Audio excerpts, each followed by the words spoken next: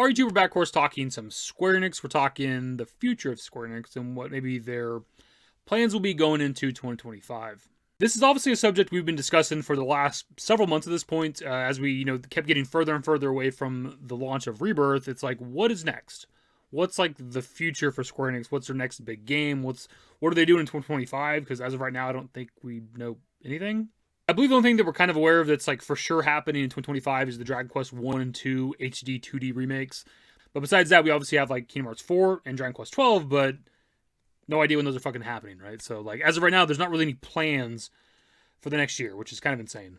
Came across a bit of info regarding Square Enix potentially doing their own showcase in February of 2025 to, I assume, announce like the future, like what other games they have on the horizon, besides the few that we're kind of aware of.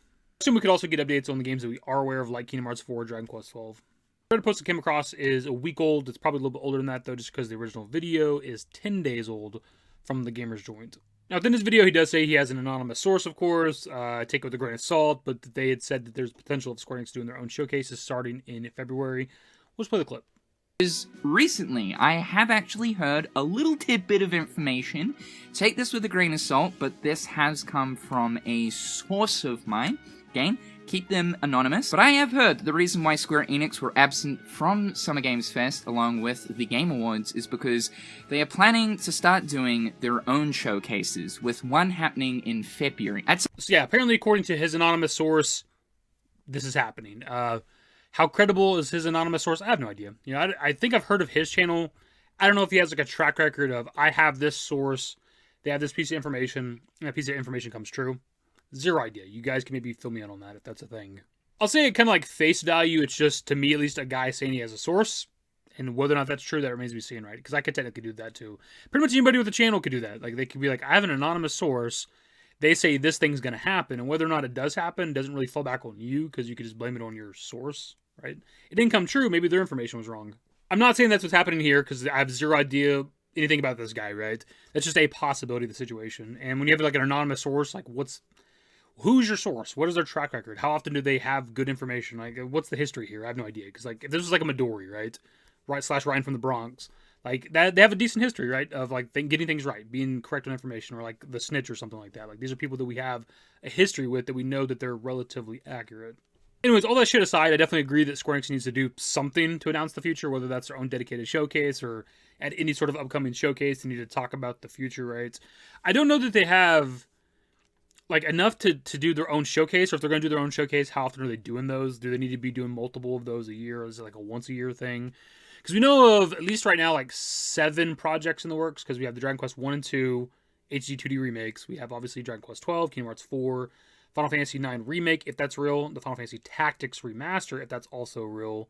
Whatever that project is with Saito and Amano that's not related to the Nier franchise, like, that's kind of exciting. What are they working on, right? I think that's kind of all that we're aware of, or at least that I'm aware of right now. Probably other shit we're not aware of, kind of bigger and smaller projects, but at least that alone is enough to warrant a showcase. A showcase would be anywhere from like 10 to 20 minutes, probably, roughly. If they were to talk about all the ones that we are aware of, that would at least warrant a showcase. But at least in his video, unless he misspoke, he said that Square Enix is wanting to start doing their own showcases, plural. So they'd be doing these relatively often, and I don't know if they have enough projects in the works that they want to be doing showcases relatively often. Because we know they wanted to move away from like the smaller projects and start focusing more on AAA stuff, and they obviously canceled however many projects are in the works earlier this year. Like, I think it's like $100 million worth of projects, right? We talked a lot about that on the channel. So I don't know if they have that many games in the pipeline that they want to be doing multiple showcases a year to like talk about the upcoming projects, because if they're wanting to focus a bit more on bigger games, they wouldn't need to be doing the showcases that often. But also, like, it makes more sense to reveal your games at like stuff like the Game Awards, where there's a fuck ton of eyes on the show, right? So if you have games that you want to reveal, but you're holding off for your own showcase in February, it's just a little bit weird. Like, if they go live on their channel, like, all the views are for them, right? It's just about Square Enix and everything they show there. Like, the budget's probably very minimal because it's your own like live stream or whatever. But still, like, the last time they're doing Square Enix Presents, which has been since 2021, like, those live streams have like 200, 300,000 views versus the Game Awards from 12 days ago that has 14 million views. There's an astronomical amount of difference between the eyes that are on a Square Enix Presents and the eyes that are on the fucking Game Awards, right? So, like, even if it costs money to have your trailers shown there, that's a good investment. I mean, there are more people that watch the Game Awards than ever buy the Square Enix games, right? Because their games do not sell that many copies. In some cases, several times over. So it's almost a case of like, it doesn't even matter the price. Like, have your fucking trailer at that event. Like, what are we doing? Actually, now that I'm talking about it, I feel like I'd be a little bit upset if they have things to show, updates for these games that we're aware of and whatever else, and they're just neglecting to have them at these gaming events because they want to do their own showcase at some point in 2025. Like, that'd be a little ridiculous. Like, keeping your fans in the dark, zero updates on what the fuck's going on in the future of Square Enix because you want to do your own live stream at some point. And it's also kind of weird that they just kind of stopped doing the Square Enix Presents because they were doing them pretty consistently there for a while, and then they just, like, summer 2021, they just stopped doing them, which is weird because they've obviously had, you know, even if they're like smaller games, smaller projects, they've had like games to showcase and talk about and show off over the last, like, you know, 3+ years at this point. And I don't know why they stopped doing them. The Square Enix Presents, and now they want to start doing something like that again. Potentially. Rumored. My anonymous source says so. I did see it suggested on the Reddit post that maybe they're waiting for the Switch 2 to be revealed and announced or whatever to finally announce their upcoming projects because those games will probably be on the next Switch, right? I guess it makes a bit of sense. I mean, I guess they could technically still reveal their games, but it would be weird to be like, this is coming out on, you know, PS5 and Xbox and PC and also the next Nintendo console that we don't have a name of yet or something like that. It'd be kind of strange. So maybe obviously it makes a ton of sense, right? If your game can be played on the next Nintendo console, that's obviously an audience you want to tap into, right?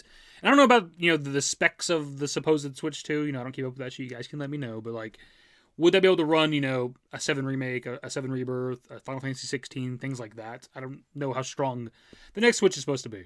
But that's pretty much it for the video, of course. I'll pass off to you guys with your thoughts on the potential of Square Enix having their own showcases kind of going forward.